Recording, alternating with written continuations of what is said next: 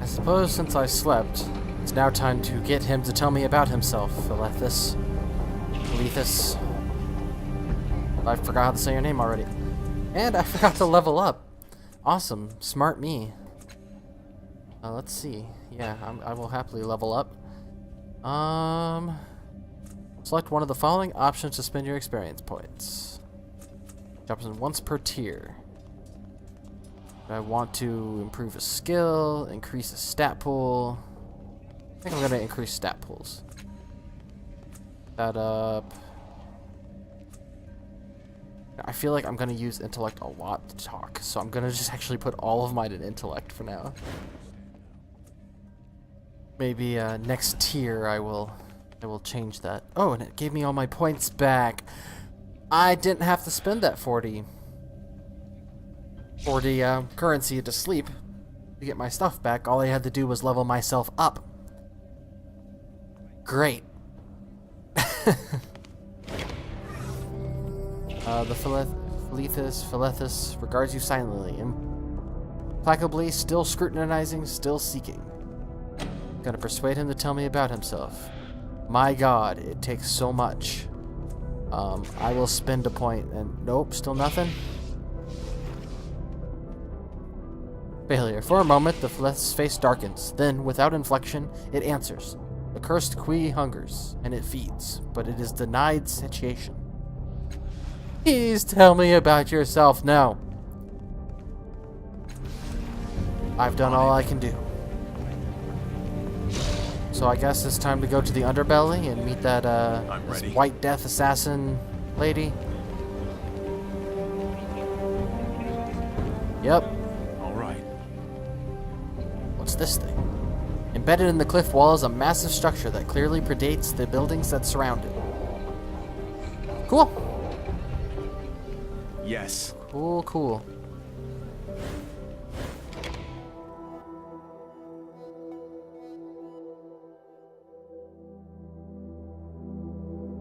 So, time to find this lady, this assassin lady.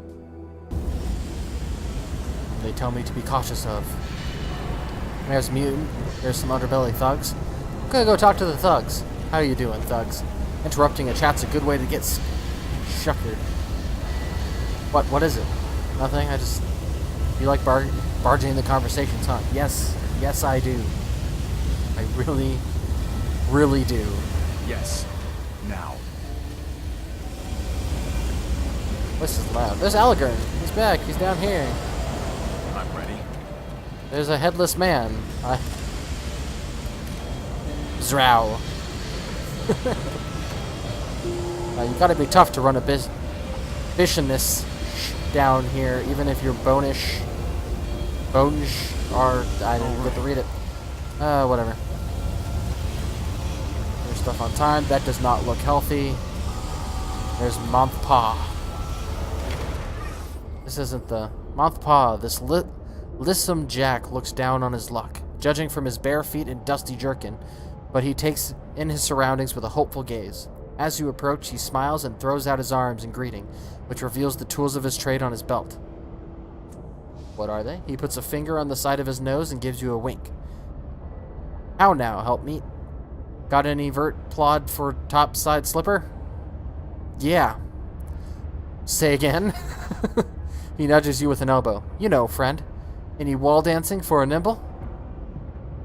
Still not sure I heard you right. You need your lugs checked, Purse. I said, any shutter ghosting for a spiderjack? I have no idea what you just said. A look of panic flashes across his face, instantly replaced by a big grin and a hearty laugh. Ah! Just a little nonsense phrase we used to say to each other back in Kyokurine. You looked like a fellow I knew there, so I thought I'd see if you remembered it. Pay it no mind. He claps his hands and gives you a fresh once-over. So, new to the underbelly, eh? Just visiting or looking for something in particular? Who are you?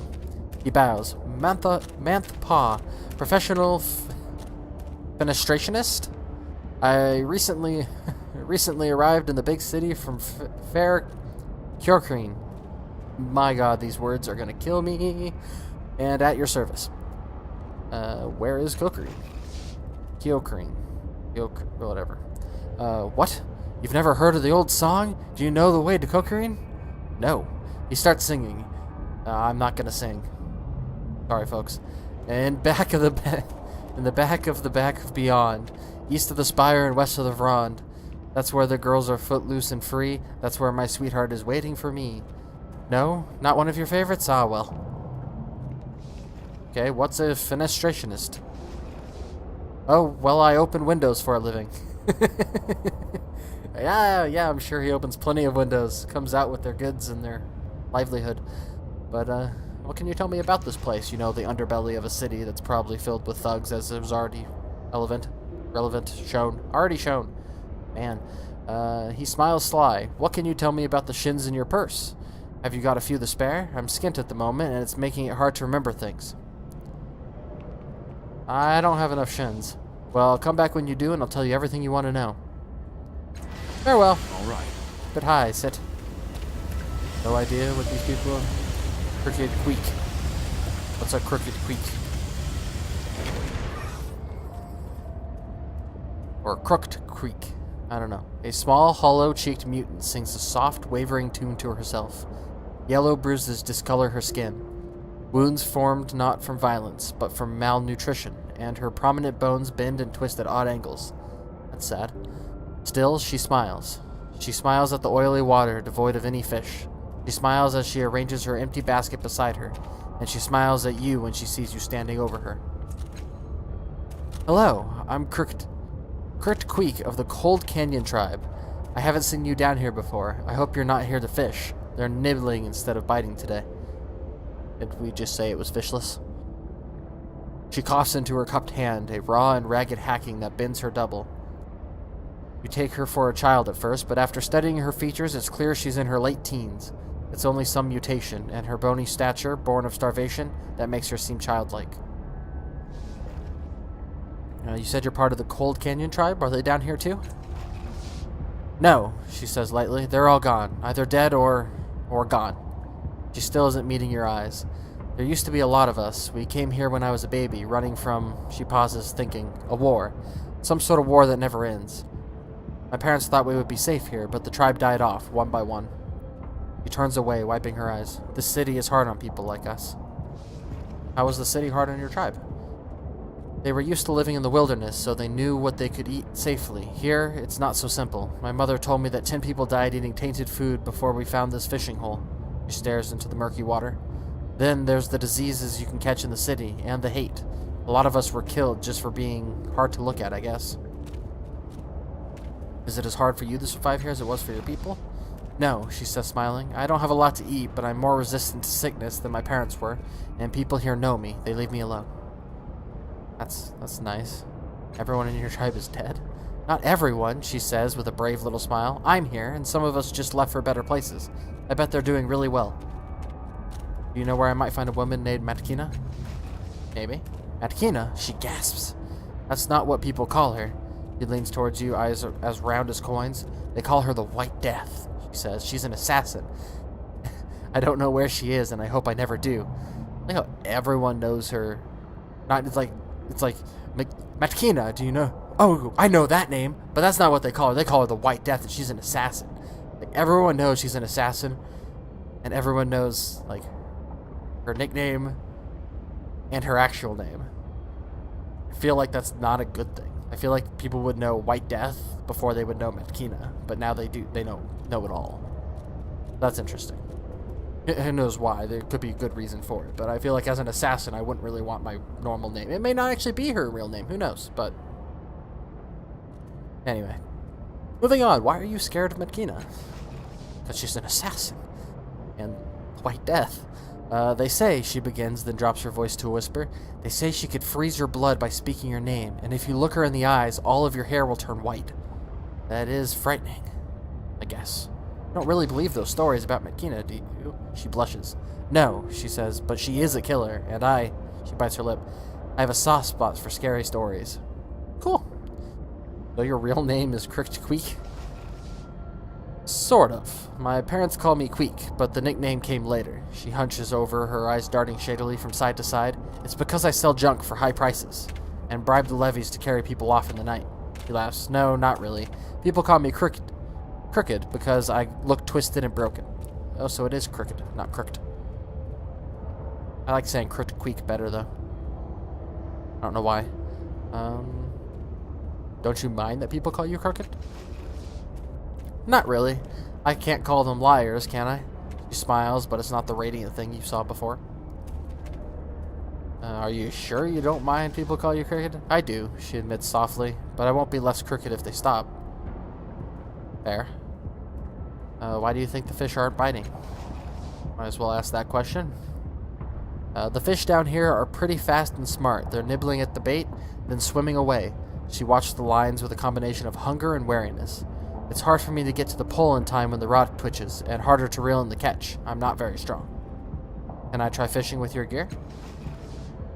You're welcome to it, she says. Only if you do find something, could you share? She trails off, blushing. Never mind. Company is better than a scrawny fish. Farewell. I'll try it. I'd love to try it. It's going! It's going right now! I got this. Examine the line. You try flicking the shining string and your finger goes right through it. Could you try catching something for me? I've had no luck today. Besides, everything down there is pretty much stronger than me. I'm gonna try catching something. You pull on the line and something in the dark below pulls back. You press your lips together and reel in your catch. A muddy cipher dangles from the end of the line. It's beautiful. Cricket's queek breathes. I was just hoping for fish. I could sell it and eat for weeks. By all means, all yours, man. Thank you. Use my fishing pole whenever you want. Got tug on the line. Take a hold of the fishing rod and begin reeling in the line. But nothing's on its hook. Gotta tug on the line again. You might have better luck tomorrow. Hint, hint, nudge, nudge. Thanks, game. On it. Let's see. Will you say anything different to me now? She looked at you with a dazzling smile, but not fast enough to conceal the sorrow that was on her face before. What's new? And nothing new. All right. There's a Pauper? You ain't on the scrounge, are you? Ain't enough here for both of us. Of course. Fair. There's a changing god cultist. Probably trying to recruit people. Verenoth, given a name, so I'm sure I can talk to them. Verenoth, this large and heavily muscled woman wears what appears to be rags that should have fallen apart ages ago. She looks so tired that it wouldn't be a surprise if she fell asleep on her feet, and yet, when she opens her mouth, her voice is energetic, like a little girl who's about to get a present. Hello, can anyone hear what I'm saying? Ah, I can't make this work. Without warning, she slaps herself. I hope no one saw that.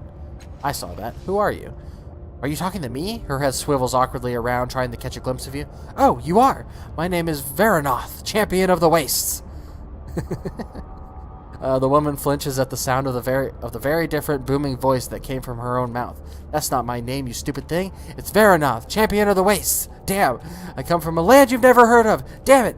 I guess I'm not allowed to say. Awesome. So you aren't Verenoth, champion of the wastes? I'm not, but you might as well call me that. Or just Verenoth. One shoulder shrugs and keeps shrugging. I'm not actually here. I'm just talking through her and trying to move her around. Her shoulder freezes mid-shrug. It keeps yelling over me. If I talk about something I'm not supposed to, she says, lowering her voice, but maybe if I speak carefully. Her chin drops to her chest. My family explores the world using special tools. The body stabs itself with its fingers pointedly, but they tell me I'm too young to help, so I waited until everyone was sleeping and, the head lolls back on its neck, winking at the roof of the cavern. Are you an explorer too? I am, but not like you. Oh, she says. For some reason, I thought that you were a champion of the wastes, too. Damn, it did it again, didn't it? Just don't tell anyone what I am, alright? What can that construct do? Well, it's really hard to break. My mother, that's who usually controls it, once got stepped on by an adult Earthshaker. It just stuck her in the ground like a nail. The woman flexes a massive bicep. Am I flexing? The girl says. I'm trying to flex. Anyway, it's also incredibly strong. Punch holes in a mountain strong. The arm flops back to her hip. And it's not really a construct. There's no metal inside. She has blood, bones, perfect human expressions. Not that you can tell from how I do it. The girl adds sourly. The woman's face grimaces along with her. Why do your people explore? Our impenetrable fortress is lost in a valley! I said that wrong, but I don't care. It's falling apart. I think we should just go out into the world for real, but no, my family is afraid. Fingers on the woman's right hand wiggle like they're playing an instrument. Her dead expression doesn't change even as the girl's voice rises. I'm not, of course, but they won't even let me use this thing. I have to sneak around like a child. Where'd you get it? I was born in a storm on a battlefield at night, the woman roars. Huh? The girl says after a respectful silence. She really doesn't want me to tell you what I just tried to tell you. Can't you tell me anything about where you got this seeds? The girl blurts. Oh, you let me say it. But I probably won't get away with more. Sorry. Why do your people explore again? Because we're looking for a new home. But Argoth, Lord of the North, thinks we'll die if we go out without. Oh, it did it again, didn't it? Wonderful. Well, let's push a little further on that. Okay, it just says the same thing. That's really all I have to talk about. Yes. Kind of sad, actually. That's kind of a sad thing. Hey, look, a whole bunch of thugs and a guy and a shit ton of blood. I'll come back to this. I'll come right back to this. That was me accidentally clicking off my screen. Manufacturing worker, mutant, oligarchs down here chilling. Let's just go talk to this cultist dude. Changing God cultist. The cultist glances over at you casually. His eyes widen when they reach your face, because he sees the mark of his sire. Yeah, that's what they're calling it. I heard you intended to explore the city, but never imagined you'd find your way down here. What an honor. Changing God cultist. I saw no one go to you. I don't know how you heard. He folds his hands before him. How can I help you, beloved vessel? I am looking for a woman named Matkina. I'm going to examine the cultist first. Eye this man up and down. See if he's really worth trust. He does seem to have a mohawk of sorts, so... Hey. The man is pale, dirty, and nervous. He is stealing glances at your tattoo every chance he gets. He flinches when he notices you studying him. Keep examining the cultist. He fidgets, scratching his oily nose. Okay, I asked about Matkina.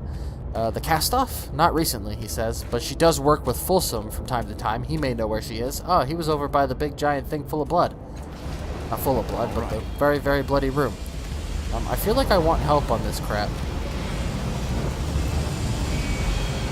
Yes. Let's go on up here. Let's go look around. This is where I came up. The belly thug, manufacturing worker. It's getting really loud over there. I feel like this is louder than it should be by a lot. I have to yell to hear myself. I want to interact with a robot. Master Foreman, the construct looms over you, frozen in mid-step. Its heavy limbs and barreled body have been recently polished by careful hands, but for the joints themselves are completely fused. This creature hasn't moved in a long time. It studies you with eyes made of swirling orange fire. Late for your first shift, Synthsmith, it growls. Grab a station and a hammer, and damn well get to work. Get to work? You call all your workers by their position? It saves time. You workers break so easily, or die, or retire. It saves all the distaste in its repertoire for the last word. Now get to work. I'm gonna get to work. On it, sir. After an hour of work, the Master Foreman bellows you back over. You go stretching your aching arms. They feel somewhat stronger than before. Oh! Awesome! I permanently gained 1 might because I decided to do some work for a robot. That's cool. I have no complaints here. Supervisor tells me you're not the Synthsmith he hired, but I gave you some work to do and you damn well got to it. I respect that, but we only take on experienced synthsmiths. Wow, synthsmiths here. It's fiery eyes flare. Now, I don't want you thinking we let people work for free. I had the supervisor leave you some shins for that hour of work. Take it. Oh, and I also got 20 shins. Cool. Now why are you actually here? Out with it. You can't move, can you? No, and I don't need to, it says, eyes flashing. A passing worker gives you a look for triggering what is apparently a familiar story. Once, we foremen were the tools of the cartographers, and their vast web of machine intelligences. Submerged in the song of their will, we worked with thoughtless joy. Its voice is soft, tinged with sympathetic awe. Then, one day, the song fell silent, and our bodies froze where they stand even now. Some of us lost our faith in those first few centuries, it growls. Some of us thought the cartographers were punishing us, or had abandoned us. Only I saw their absence for what it was. His words grow hoarse. It was a gift of free will. We were their tools no longer. We were our own masters, freed from the chain of thoughtless motion, free to imagine our future, and so we did for millennia. Who were these cartographers?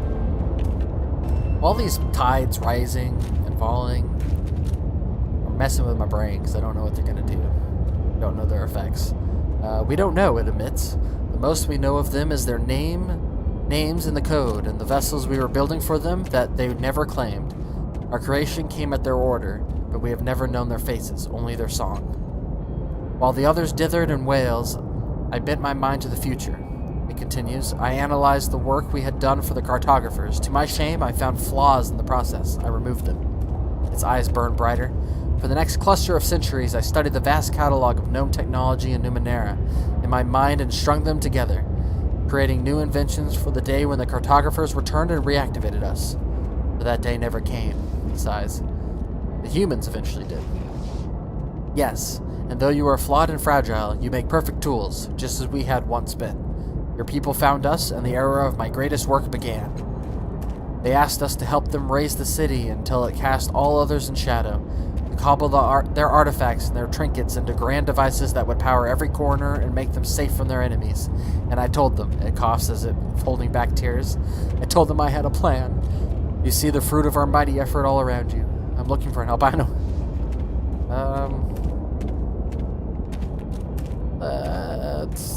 That's why they're so loud. Why not? Maybe you haven't noticed, the construct says sourly, but it's noisy down here. I did notice that. In fact, I was just remarking upon that exact fact. But it's noisy down here. A foreman who doesn't shout can't be heard. This is the volume of leadership. Fair enough. Fair enough, sir.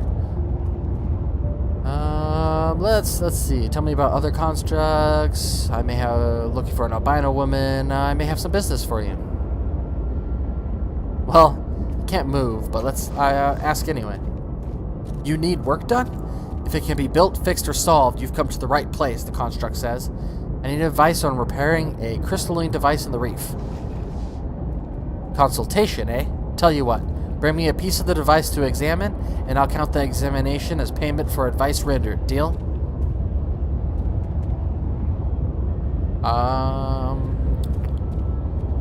I don't have a piece of the device on me. Well, go find one. I don't hazard guesses. I analyze, design, and execute.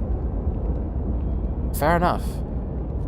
I don't remember who exactly asked for a similar thing. They just wanted part of the device. I'm looking for an albino woman named Martina. Have you seen her? Yes, the construct says. She wanted us to repair her temporal manipulation device. Planned on fiddling around in her past, no doubt. I don't recommend it, but it's not my business if people want to tackle reality. You suddenly feel dizzy, unaware the construct carries on. Nothing was wrong with her artifact. Probably meant that there was something wrong with her. But again, that's none of my business. You blink, swaying, and open your eyes at a different time. One of these. The underbelly is not yet what it will become. The three foremen are dim shapes in a wavering hemisphere of light. The air is thick with dust, and the great engines beyond are cold and silent. True to its nature, the master foreman is lecturing you. No, the construct says. What matters is that it can be done. Should doesn't matter. Should is a waste of everyone's time. Okay. Master foreman, are you fainting? The master foreman, the present one, says suspiciously. No, fainting aloud on the manufactory floor. We can't have workers tripping over you and toppling into forges. We'll miss deadlines. You open your eyes and the memory collapses. Let's talk about that device. Yes, go on. So you're going to help me for free? A short consultation isn't worth the cost of an invoice. Bring the shard or don't. I'm busy here.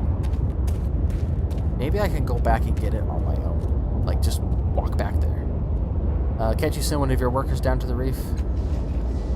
No, I need the fetchers ready to act, it says, and I'm not sending a synthsmith. They'll get lost in the first bar they run across. Okay. I'll talk about something else for now, but I'll try to remember that you're here, because I have a tendency to forget these things. Tell me, you don't seem to have respect for your human workers very much. Wrong. I pay them well and design safety measures to lower the acceptable worker loss threshold. I treat them better than they deserve. One of the passing workers rolls his eyes. They're lazy.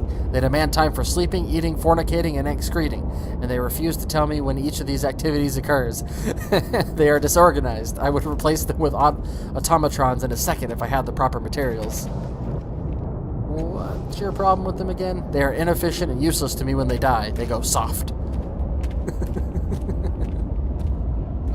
It's kind of great, actually, not gonna lie. Farewell for now. Let's go. That is really freaking loud. Tarnish, looks like you have a name. There's another construct. The elderly man stares vacantly at a distant wall, muttering under his breath. His hands flex on the air, twisting and tweaking, as if he is repairing a machine only he can see. He jumps when you draw in a breath to speak. Yes, what? He says, his eyes rove past you. Halt, then return to focus on your face with some effort. Ain't you a quiet one? He says cheerfully. The underforeman makes more noise than you. We should hang chimes from your ears to keep you from surprising people. What do you need? What's a foreman? I just talked to him, but... Well, they are, he says, flapping hands about the cavernous foundry. The cavernous foundry. The constructs. They're frozen in their tracks, but they run this place together. What do you do here? I take care of my master, he says simply, the underforeman. There used to be more of us when he was making things, but when he lost interest, the master foreman, he jerks a yellow thumb at the construct at the center of the chamber, hired them all, offered him more. Harnish spits on the ground. Happened a while back, but I don't forget a slight.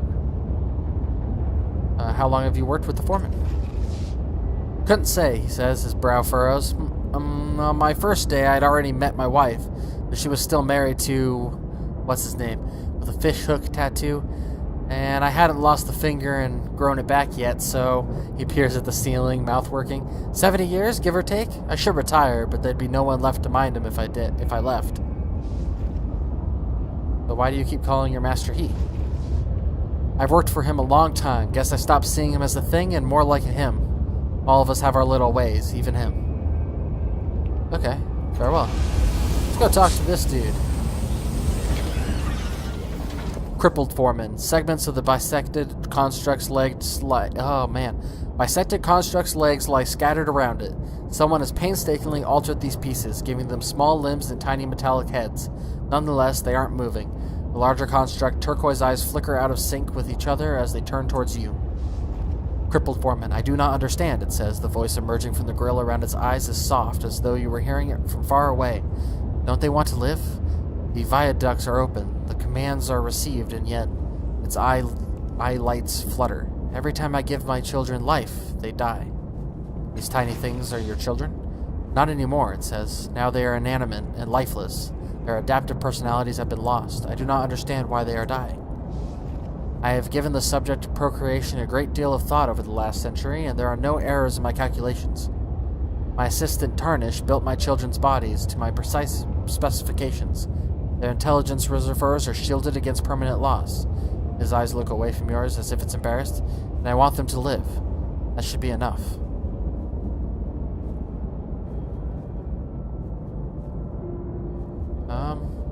I wish I could help. Why not? Robot wants to have kids. Why not? It may be that you can, it says. I have performed some new calculations, and a new direction has presented itself. Making a note. Hey, new quest. My children need more energy to live, but my construction prevents me from transfers above a certain threshold, and for good reason. Its pupil rotate, contracting. Energy transfers above a certain percentage would lead to a chain of ruptures in my intelligence rings. I would die. Its voice mesh clicks. Help me force myself to make this transfer, for I cannot do it myself. Click. Help me give life to my children. Will you help me? The foreman says. The words are almost buried beneath a crackling surge of static. I don't I don't want to help you kill yourself.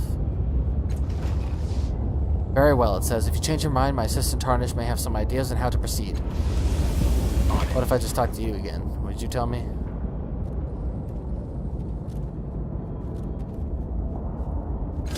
Very dispassionate about your children. Oh my god, ow! That was loud. I have been through 27 iterations of birth. With each attempt, more of my non-essential personality and intelligence rings rupture. Before his eyes dims, I know that these small bodies are only bodies. 27 versions of my children have lived and died within them. Know that they lived long enough for me to understand their personalities and name them before they were purged, lost. The soft whirring issues from the mesh around the foreman's flickering eyes. Why do you want children? Need, the construct says, not want. Its pupils study the distant ceiling. When I was born, I began working in seconds. I did this until our creators shut down our bodies. In the millennium since, I have focused on designing the infrastructure beneath the other foreman's work and instructing workers on how to execute on these designs. Eventually, I realized I was unhappy. From time to time, my workers brought their children to the manufactory, holding their small hands, explaining the mysteries of this place to them. His pupils flicker off. It began as I thought. What would I teach my own children? To be curious, to explore, to ask foolish questions, to see the world above that we three have never seen? The foreman pupils reappeared. And when I thought these things, I saw the shape of my children, outlined by daylight. They already existed. Can I examine you? Yes, it says. Tarnish, open my preservation hatches and Vidig shield, please. The elderly workman shuffles over and does as he is asked. You've never seen technology like this. Wires pass through glass tubes threaded with pale light and star-speckled darkness. You glance over at Tarnish. He's looking away, arms crossed, though unwilling to watch a stranger tinker with his master. Farewell. I'm gonna go talk to Tarnish and see about helping him get some children. Ha! Spotted you before you could sneak up on me again, he says, flashing his gums. What do you need? Can I give the foreman's life to its children? I'll remember that. Tarnish says, his eyes dart to yours, searching. He sighs heavily. I know you're trying to do good, he says, so I'll tell you what I know, like he wants, but I wish you'd leave this alone. He clasps your shoulder, speaking into your ear in a low whisper. He's right that killing himself is the only way. His body ain't the problem. It's something in the way his makers made his mind and spirit. Keeps reclaiming the energy he gives the children. I'll remember that. Now, releasing all the energy at once is possible, but it ain't easy. You might try talking to the Order of Truth before you get started. Might be they have some extra tools that'll help you on your way. How do you feel about your master's goal? Probably not great. It's a fine thing to want children, he says, blinking rapidly. Wish I'd had them myself. Too late now, of course. No ladies knocking down my door. He cackles. Of course, when people have children, it doesn't come at the cost of their lives. Most of the time, and that life doesn't belong to a creature that's older than oceans. It's a shame and a waste, but he wants what he wants. He always has. Doesn't mean I won't miss him. Perception. The assistant's smile is fond and brief. It doesn't reach his eyes.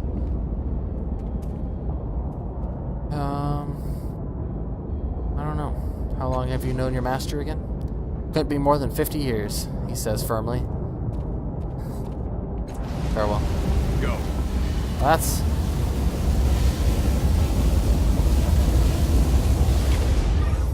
Well, that's that. A set of floating rungs rise up the floor, leading to a more conventional ladder built into the side of an ancient ship. The ladder disappears in the darkness above. Climb up! Where did I go? Where am I going? And why am I going there?